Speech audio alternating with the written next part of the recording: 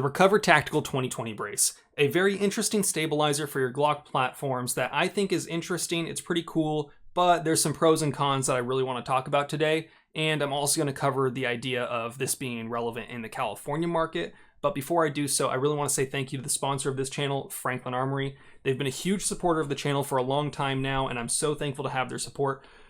What they do for the California market, whether it's avoiding the assault weapon ban laws, avoiding the handgun roster, and getting AR pistols on the roster, absolutely incredible. So thankful to have their support. Excellent company, American made. Check them out. The Recover Tactical 2020 Stabilizer. What is it? What's going on with it? Well, I'll talk about that in just a second, but first I want to talk about the state of California. As many of you know, I've talked about the Micro Roni or the MCK, basically the same exact thing. You know what they look like. A big old thing that you slip your entire Glock into, and it allows you to shoot it either one-handed with a stabilizer on it, or if you intermittently shoulder it, you know, the whole NFA thing. We're not going to really talk about that too much today.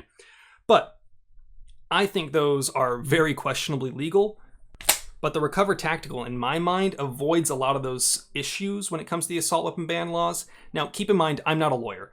The biggest issue of concern is either the forward grip, which they make a attachment that allows you to grip up here that you can put a magazine in. Personally, I would not put that on my gun if I were you in the state of California. We also have to worry about the barrel shroud. And if we look at the definition of a barrel shroud, basically what it says is a shroud that partially or completely encircles or is attached to the barrel of the gun that allows you to shoot it with your primary hand and grip it with your left hand without burning yourself. Whether this is a barrel shroud because of the minor parts that it covers this, you know, I'm going to leave that up to you to decide. Like I said, I'm not a lawyer. Recover Tactical seems to believe that this is California legal. I think that this is a much better option when it comes to how gray of an area are you willing to live in when it comes to California, because the Micro Ronis and the MCKs I just think are straight up, I wouldn't put those on my gun. You can own them, but I'm not going to recommend you put them on your gun and get caught with it. So these are potentially a better option if you're looking to be a little less gray. Now, let's talk about the features of this. Well, it's a right side folder. It clicks in to place like so. There's a little latch here and it locks in very easy. You can shake it around and it's not going to just pop loose on its own. It has a rail that's fixed onto the bottom and two side rails that you can either attach or remove. You can also buy the attachments to allow you to have a little magazine insert. I didn't go with those specifically because California, that would definitely be considered a forward hand grip. Not my cup of tea. I don't like going to jail. Now, as we saw in the beginning of this video, in the intro, you saw that it does come with a holster system. Basically, the way the holster works is it just slips right over here, covers the trigger guard just enough, and it allows you to wear it on a belt. That's a pretty interesting feature. Is it worth it to me? I think it's cool. The fact that they sent this out to me for free, I probably personally wouldn't have bought that if I was buying this. I think you can get just the actual brace itself for under $100 or just at $100. So I think it's a pretty damn good option, very competitive. They sell a whole variety of other attachments and accessories and whatnot. They even have a red dot mount that goes over the top. But personally, if I were to buy this with my own money, I would just get the base model with just this, with the simple charging handle over the top that allows you to easily rack it. But we'll talk more about the comfort and usability in a second. So now that we've covered the actual kind of features and what this sort of thing is like, well, let's talk now about some of the pros. What I do actually like about it, because there's a lot of things left to be desired. The biggest pro, in my mind, I think these things are cool. And I'm tired of pretending that they're not. Pistol braces for Glocks are cool. These are neat. These are interesting. These are fun to shoot. And straight up, that's honestly a pro for me. It's not the only pro. In my mind, it's a little bit more or less of a gray area. Whether you choose to run these, you know, you got to understand that California and cops don't always understand the law, and they might choose to take you to court if you get caught with one of these on your gun. But at the end of the day, in my opinion, I think I'm comfortable using this, but you got to make that decision for yourself. It's fairly inexpensive. Like I said, you can get it for about $100 in the base model. If you want to get all the doodads and upgrades, I still think you're under like $140 with a holster, with the front grip. It's pretty dang affordable if you're looking for a Glock brace. Now, what's actually pretty cool about this I have one of these like Vertex sling bags, and you can actually fit it into the rear pocket. It takes up a good amount of space, and it's not the most thin because the profile of it is about double the width of a normal Glock. So if you had a larger, like, you know, bag with a concealed compartment in it, it would fit a lot better. But at that point, if it's a larger bag, you might be able to fit like a short AR in it, not a rifle, but a short pistol AR. But this thing's pretty cool. It does fit in bags, so that is a nice pro. Now, the brace features of this gun, it's got a slight curve to the rear here. So this gun is very much built for a right-handed shooter. The way it folds in here, the holster does work on either side, but you're gonna have a very hard time getting it onto your left side if you choose to have it, because the brace adds thickness there. So it's really a right-handed kind of person's gun, but the brace itself does actually work fairly well. What you can kind of do is twist it in like this. And if you're shooting one-handed, it does add a little bit of stability. The wrist strap is a perfect length. I mean, for me, I think if you have really, really short arms, you might have a hard time. So here's my elbow. If you had very, very short arms, it might start getting into the area where it's going to be on your elbow instead of, because here's my elbow, instead of being on your actual forearm. But you'd have to be built like a manlet like that if that's going to be an issue for you. The strap itself is fairly comfortable. I strap this around my arm and it adds a little bit of stability. It definitely kind of locks you out, so you can only really do this. You're very stiff when you strap into it, but it works. You know, the last pro that we kind of touched on in the earlier, in just the features of it, it locks up pretty solid. I haven't had this fail to flop out, or I haven't had this fail to stay locked up and flop open on its own. It takes a pretty deliberate action to pop this open. It's not just going to fly open on its own, so that's a nice thing. The pro that's going to be also a con, it takes tools to assemble. Now, it only takes one Allen key to actually lock this in place, but it does take tools to assemble. So it's very sturdy, but at the same time, getting into our first con, you can't just have the brace sitting in your car like you could with like a micro Roni. So if you live in a state that allows you to do so, if you had the Roni, you could just slip your Glock into it and then you're good to go. This, it takes some dedicated building or some dedicated setup to be completely committed to this brace. Now, let's talk about some of the cons. Well, the cons, unfortunately, while this does, in theory, make you more accurate, I've found that for me, I'm straight up too dang big. In order for me to get a line of sight behind my irons, I have to hunch my neck down or bring the gun up here to the point where if I was shouldering it, which it's not intended to be, but if, you know, I choose to shoulder it intermittently, this is very uncomfortable for me. I'm just simply too big. I'm 6'2", so I could imagine someone that's maybe like 5'8" to 5'10" at the tallest might be fine with this, but for me, it just doesn't really work well. I've found that I'm not really any more accurate, and maybe this just takes more time to get used to, but I found that, you know, when you're just shooting, I'm used to this. I've got thousands and thousands of rounds shooting a handgun like that.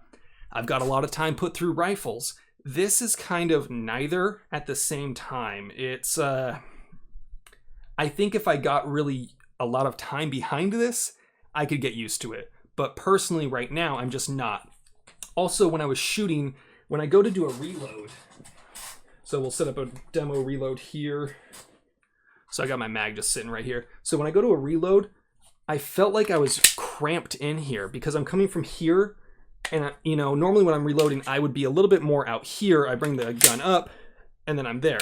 You know, I've got a lot of time doing this and I'm very comfortable doing that. When I was here, what was happening was my instinct is to bring my hand closer regardless of where it was. So what was happening is I was shooting, gun goes dry, and I was like, you know, bringing my gun to my face, and that's obviously just a training issue. So because it's so similar and this still is a Glock, the muscle memory kicks in to bring the gun a little closer. You know, I'm talking a little bit. Normally if I'm out here and I go here, you know, if I'm already here and then I'm here, you know, that's just a very tight workspace to be in. So I think because I'm so large, this just wasn't very comfortable. Now, the recoil impulse. Y'all are gonna rag on me, but here's the deal. When I shoot a handgun, the recoil impulse is something I'm used to. 9mm, very soft shooting relatively to what other calibers are around there. When I do this, I feel like it's recoiling in a way that's just so less comfortable than just shooting it like this. I think these are cool. I think these could be very useful. Personally, I don't necessarily see the role they fit for like a professional or a serious use. I think these are cool range toys. I think these are awesome. These are definitely cheaper than all the other brace options on the market, so I think that does have some weight to it. Do I think that this is the best option for the prepared professional? You know, maybe if you're running security detail? Honestly, probably not. While this could be holstered, you know, and concealed under a jacket, if you're the kind of person that's doing that sort of work, I would imagine that you probably have access to some goodies that the average person wouldn't, and maybe a system that's more than just a Glock with a pistol brace on it.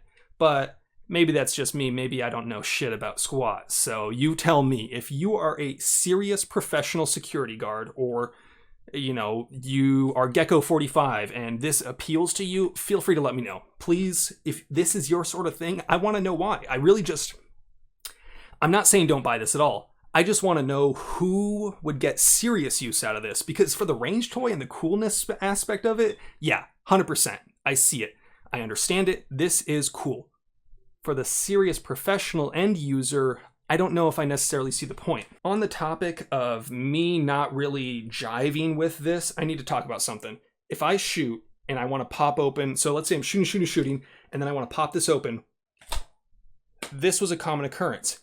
I need to, based on the length of my arms, pop it open with my wrist bent down so that this has enough clearance to pass. If I have it straight in line, it hits here and does not lock open. If I want to pop it open, I have to specifically bend my wrist. And again, that is a training issue that can be overcome. Personally, though, I don't think I would use this for any serious use. I don't think this would be a home defense setup. I didn't really feel better right off the rip using this compared to just a normal Glock. I had the opportunity last weekend or 2 weekends ago to shoot an Atlas 2011, and yeah, that's a $5,000 gun, so it's hard to compare. But you know, I pick that up and I immediately feel like I'm a better shot. The trigger's excellent, the gun returns to zero better. You know, that is immediate. If I were to pay money and buy that, I would be a better shooter simply because my gear allows me to push it a little bit harder. This, I don't feel I got any better shooting it. I think these are cool. I really want to iterate that. I think these are dope. For the price, they can't be beat. In the state of California, it seems like the best option for less of a gray area. But again, I'm not a lawyer. So I don't know. Is this for you? You tell me. Like I said, if you see a big use for this outside of someone with disabilities that needs the stability aspect to it, or as a professional end user like a security detail, let me know. I'd love to have those conversations, but for me, I don't see any use for these outside of just really enjoying my time on the range. And I did. It's just, you know, there's better options out there for serious defensive use. I think these are cool. I've said that 100 times by now. If you want to buy them, check them out. Recover Tactical. I am not sponsored. This was sent to me for free, however. So feel free to take this review with a grain of salt if you feel I'm being a little bit too biased in either direction. But I'm going to keep this. I'm going to own it. I'm going to slap it on my gun every now and then. So, you know, you guys know the drill. Have fun, be safe, stay dangerous. Peace.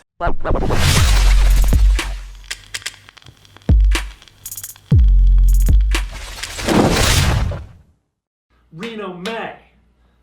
Reno May, call out. Reno May has officially been called out by GUNFIGHT. GUNFIGHT challenges him to a gauntlet of skill and luck and luck and skill. And luck. And if you're wondering what sort of challenge that looks like, I will tell you right now, it is a challenge of skill and luck and a test of skill. And it's a showdown. It's a showdown. Reno May versus GUNFIGHT. Go tell him. And size, it's a test of size. And he is 5'6". We're calling Reno May right now. He's probably having dinner with his fiance. And he won't even answer the phone. For us? For us? For 3 thoughts? The challenge has been issued. Your The call glove has has been forwarded thrown to down. automated voice messaging. It's on, baby! The fuck did you just fucking say about me, you little bitch? I'll have you know I graduated top of my class in the Navy SEALs and have been involved in numerous secret raids in Al-Qaeda. And I have over 300 confirmed kills and am trained in guerrilla warfare and am the top sniper in the entire US Armed Forces. You are nothing to me but just another target. I will wipe you the fuck out with the precision the likes of which has never been seen before on this earth. Mark my fucking words. You think you can get away with saying that shit to me over the internet? Think again, fuckers. As we speak, I'm contacting my secret network of spies across the USA and your IP is being traced right now, so you better prepare for the storm, maggot. The storm that wipes out the pathetic little thing that you call your lives. You're fucking dead, kids. I can be anywhere, anytime, and I can kill you in over 700 different ways, and that's just with my bare hands. Not only am I extensively trained in unarmed combat, but I have the access to the entire arsenal of the United States Marine Corps and will use it to its full extent to wipe your miserable ass off the face of the continent, you little shit. If only you could have known what unholy retribution that your little clever comments were about to bring upon you, maybe you would have held your fucking tongue. But you couldn't. You didn't. And now you're paying the price, you goddamn idiot. I will shit fury all over you and you will drown in it. You're fucking dead, kiddo.